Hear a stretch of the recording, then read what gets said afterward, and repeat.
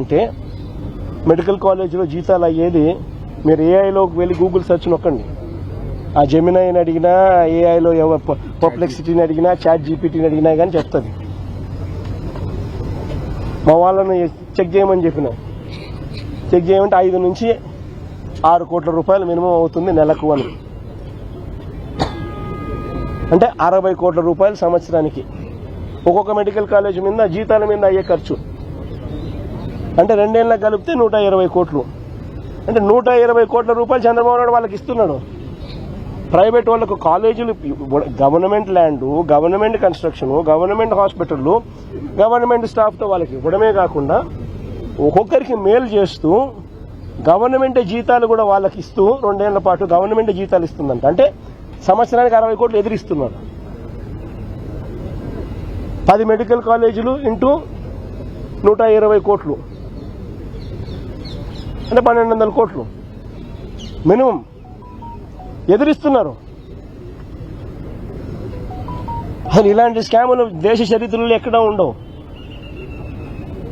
Land ఇప్పుడు medical కాలేజీల దగ్గర ల్యాండ్ ఒక్కొక్క మెడికల్ కాలేజీలు మా హయాంలో 17 మెడికల్ కాలేజీలకు శ్రీకారం చుట్టి 8,000 కోట్ల రూపాయల బడ్జెట్తో ప్రతి చోట 50 ఎకరాలు పైచిలకు ల్యాండ్ ఉండేట్టుగా భూములన్నీ కూడా కొనుగోలు చేసి సేకరించి అక్కడ మెడికల్ కాలేజీలు కట్టాం. పర్మిషన్లన్నీ తీసుకొచ్చాం. నాబార్డుతో టైఅప్తో పాటు ఇతర బ్యాంకులతో టైఅప్ చేయించినాం. కేంద్ర ప్రభుత్వ నిధులను కూడా టైఅప్ చేశాం.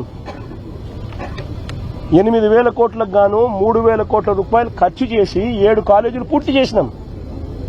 17 మెడికల్ కాలేజీల్లో 3,000 కోట్ల రూపాయలు ఖర్చు చేసి మేమే మా ప్రభుత్వ హయాంలో 7 మెడికల్ కాలేజీలు పూర్తి కూడా చేశాం. ఆ పూర్తి చేసిన మెడికల్ కాలేజీ ఇప్పుడు రన్నింగ్లో ఉన్నాయి.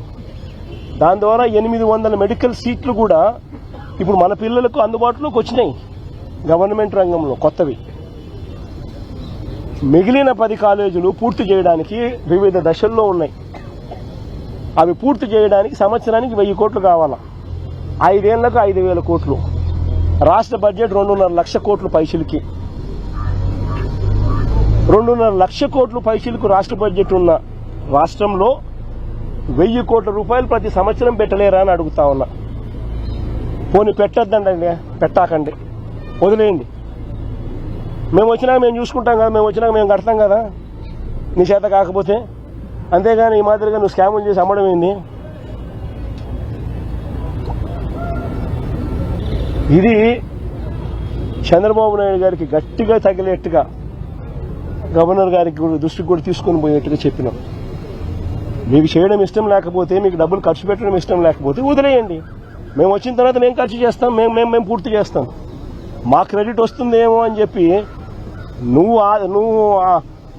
నువ్వు ఆత్రపడి క్రెడిట్ రాకూడదు అని చెప్పి పేదలకు నష్టం చేస్తూ ఒకవైపున కాలేజీలన్నీ కూడా కట్టకుండా వదిలేసి రెండో వైపున కాలేజీలన్నీ స్కాములు చేస్తూ అమ్మేస్తా ఉన్నాం.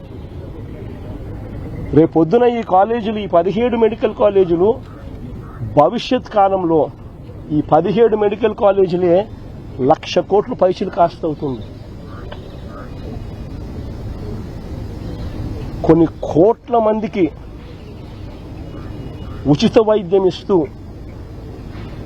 వెలకట్టలేని సేవలు అందిస్తూ కొన్ని కోట్ల జీవితాలలో ఇవి వెలుగులు నింపుతాయి ఈ మెడికల్ కాలేజీలు. మీ ద్వారా రాష్ట్ర ప్రజలకు అందరికీ కూడా ఈ విషయాలన్నీ కూడా తెలియజేస్తూ ఈ పోరాటం ఇంతటితో ఆగదు. గవర్నర్ గారికి సంతకాలు చూపించడం జరిగింది. ఈ సంతకాలు చూపించిన ఈ కార్యక్రమం ఇంతటితో ఆగిపోదు. ఇక్కడ నుంచి ఈ సంతకాలు కోర్టు గడప దాకా వెళ్తాయి.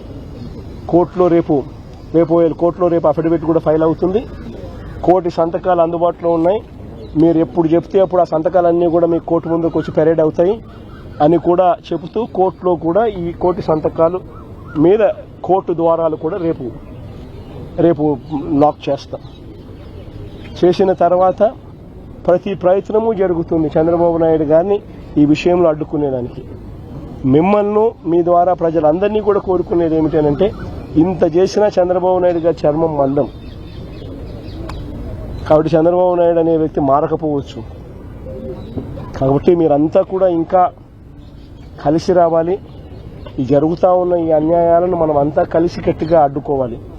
ఎందుకంటే ఈరోజు ఇది అడ్డుకోకపోతే రేపొద్దున మీ పిల్లల జీవితాలకు, రేపొద్దున మీ పిల్లల ఆరోగ్యానికి ఏదన్నా సంబంధించి ఏదన్నా వైద్యం చేయించాల్సి వస్తే ఉచితంగా చేసే పరిస్థితి పోయి 4 లక్షలు 5 లక్షలు 10 లక్షలు ఒక్కొక్కడు కట్టుకోవాల్సిన పరిస్థితి లేకపోతారు. కాబట్టి ఖచ్చితంగా అందరం కలిసికట్టుగా దీన్ని తీసుకుని అడ్డుకునే కార్యక్రమం ఖచ్చితంగా చేయాలి. గవర్నర్ గారికి అయినా కూడా మనిషున్న మనసున్న మానవత్వం ఉన్న ఏ మనిషి చంద్రబాబు నాయుడు చేస్తా ఉండేది తప్పు అని చెప్పి ఎవరికైనా తెలుస్తుంది. ఎందుకనంటే ఇది తప్పు కాబట్టి పేదవాళ్లకు అదే గవర్నర్ గారి ఇంట్లో పనిచేస్తా ఉన్న వాళ్ళందరికీ రేపొద్దున హాస్పిటల్కి పోవాల్సి వస్తే ఆ మెడికల్ కాలేజ్ కానీ అందుబాటులో కానీ ఉంటే ఉచితంగా ట్రీట్మెంట్ ఇచ్చి పంపిస్తారు. ఆ మెడికల్ కాలేజ్ ప్రైవేట్ అయినా అనుకో ఒక్కొక్క లక్షల రూపాయలు, 1 లక్షలు 2 లక్షలు 3 లక్షలు 4 లక్షలు కట్టాల. ఎవరికైనా కూడా బాధ అనేది తలెక్కునేట్లుంటుంది. గవర్నర్ గారికి ఇంకా మనసు ఎక్కువ, పెద్ద మనసు. బట్ ఆయనకు అందరికన్నా ఇంకా ఎక్కువ బాధ కలుగుతుంది, బాధ కలిగింది. దానివల్ల ఇంకా ఫర్దర్గా పాజిటివ్ రిజల్ట్స్ వస్తాయని ఆశిస్తున్నాం. కానీ ప్రతి ద్వారము మేము తడతాము. కోర్టు గడప కూడా ఎక్కే కార్యక్రమం చేస్తాము. కోర్టుల ద్వారాను వీళ్ళు అడుగులు ముందుకు వేసినప్పుడల్లా ప్రజల ఉద్యమ బాట ద్వారాను దీన్ని అడ్డుకునే కార్యక్రమం చివరిదాకా కూడా చేస్తాము, ఖచ్చితంగా చేస్తాము. This is a scam. Government land, government బిల్డింగులు, government staff, government equipment, government జీతాలు, ప్రైవేట్ వానికి పేరు,